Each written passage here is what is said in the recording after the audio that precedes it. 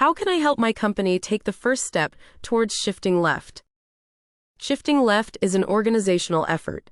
You can start the shift by inquiring and recruiting some of your team to chat about your current accessibility status.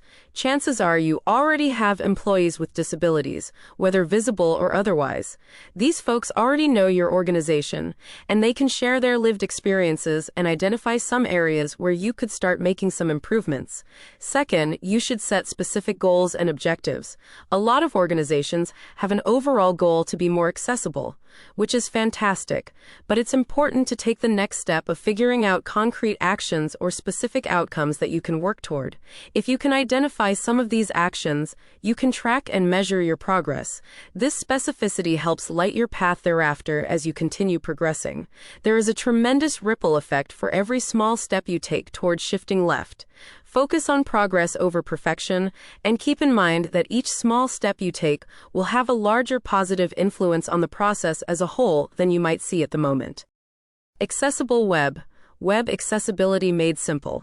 Explore our tools, services, and education offerings.